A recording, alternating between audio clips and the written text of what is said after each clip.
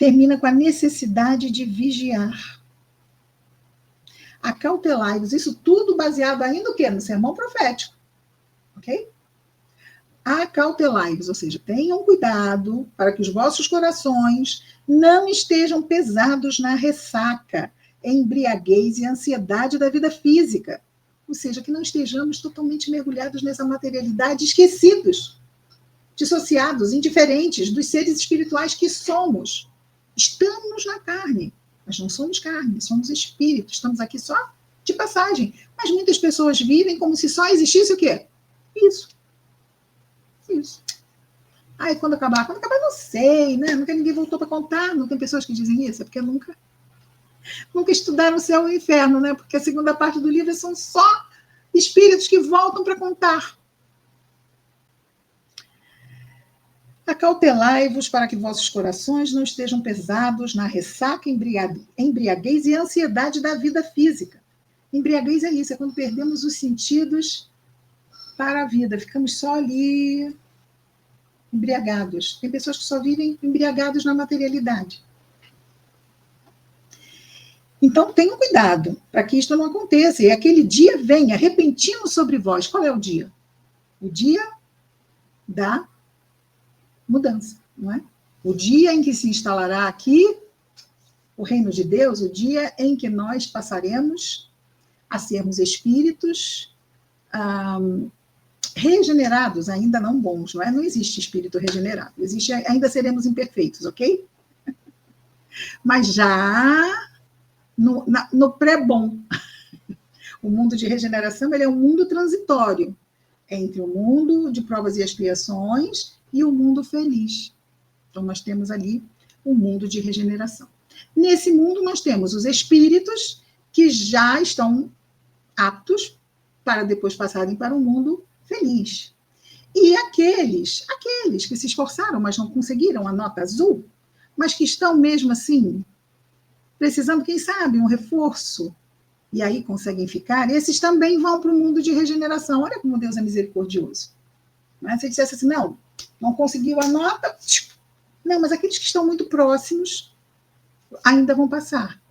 Então, durante esse período de transição do mundo de regeneração, aqueles que já estão aptos vão viver esse período de transição no mundo de regeneração, seria um período de refazimento. E aqueles que não conseguiram ainda, vibratoriamente, ter uma vibração que os possibilite ir para o mundo feliz, vão ter esse tempo para uma aferição de valores. Então, eles vão mostrar durante esse tempo, porque aí já estarão o quê? Apartados daquele arrasta para baixo, que são os espíritos criminosos, terríveis, endurecidos, né? Os impuros que se comprazem no mal, eles não estarão mais influenciando, porque pesam muito na economia mental deste planeta, esses espíritos. Já terão sido o quê? Levados para um outro planeta. Então, ficarão apenas os espíritos que já estão bem vibratoriamente e aqueles que não estão tão bem, mas não estão mal. E estarão apartados dessa convivência com esses espíritos muito inferiores. Isso dá um respiro muito bom. Então, eles têm um tempo para essa aferição de valores. Claro que eles também vão se aproveitar daquele outro objetivo, que é do refazimento. Então, todos terão esse período de refazimento, mas aqueles que, vamos dizer assim, que ainda não têm uma vibração suficiente, vão ter esse período também para poder chegar a essa determinada vibração. Livro excelente, recomendo a todos. Ah, sim, o Céu e o Inferno? Realmente, excelente. Vera, minha Verinha querida, seja bem-vinda. Continuando. Então, Jesus nos diz para que tenhamos cuidado, para que não sejamos pegos de surpresa, indiferentes aos espíritos imortais que somos. Pois, como laço, sobrevirá a todos os que estão sentados sobre a face da terra, sobre toda a terra. Como um laço, o que quer dizer isso? Um laço é aquela armadilha que pega, sabe? Sabe aquela armadilha do laço? Então, é um laço que vai pegar todo mundo. Por quê? Porque é a lei. A lei não tem exceções. É para todo mundo menos esse. Não tem. A lei é para todos. Não tem exceções. Vigiai por todo o tempo, rogando para que possais escapar de todas as coisas que estão prestes a acontecer e permanecer de pé diante do Filho do Homem. E será que ele diria isso? Então, lembram? Ele disse, vigiai e orai para que não caiais em tentação. Ou seja, para que não caiais no erro. Isto vai ser pelo lado da nossa fraqueza. Vigiemos e oremos para não fraquejarmos, para não nos deixarmos arrastar pelo nosso lado sombra. E aí ele diz, permanecer de pé diante do Filho do Homem é não retroceder, é ficar ali, atento, vigilante, pedindo, ai Senhor, me fortalece, que eu não perca o meu rumo, que eu não perca o meu bom senso, que eu não perca a minha calma, me ajuda, Senhor, na minha fé, me ajuda, Senhor, a eu não acreditar que é só isto aqui, porque tudo isto aqui passa. Rogando para que possais escapar de todas as coisas que estão prestes a acontecer. Mas que estão prestes a acontecer o quê? De dor, não é? Porque tem coisas que estão prestes a acontecer que serão muito boas, não é? Então, vão ser separados.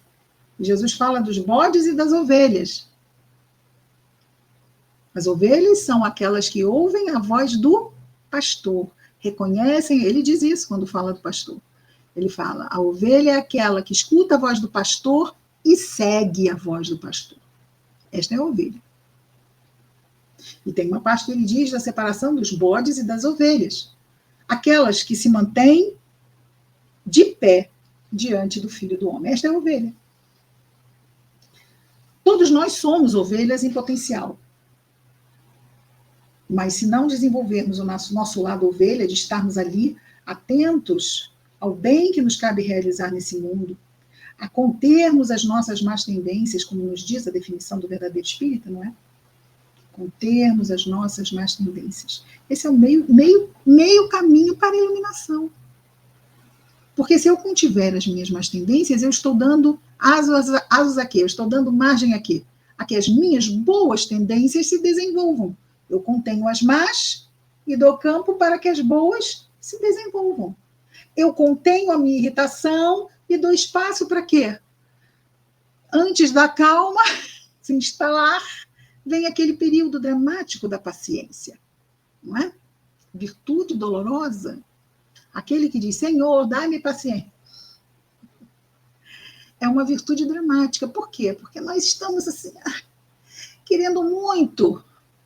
Às vezes, reclamar, brigar, indignação, um montão de coisa, e ser selada. Com isso, eu só vou me desequilibrar. Vale a pena? Vale a pena. Às vezes, podemos começar a esboçar, e quando a gente vê que está com o pé a um passo do abismo ali, aquele momento em que a gente diz, ai, fiz, ai, de novo, falei, ah, não, de novo. Esse é aquilo que a gente, né, não quer cair. Então, a gente está assim, a um passo que começa a se exaltar, que começa a querer defender, porque aquilo não pode estar acontecendo, isso é um absurdo. Não é absurdo, o nome disso é livre-arbítrio.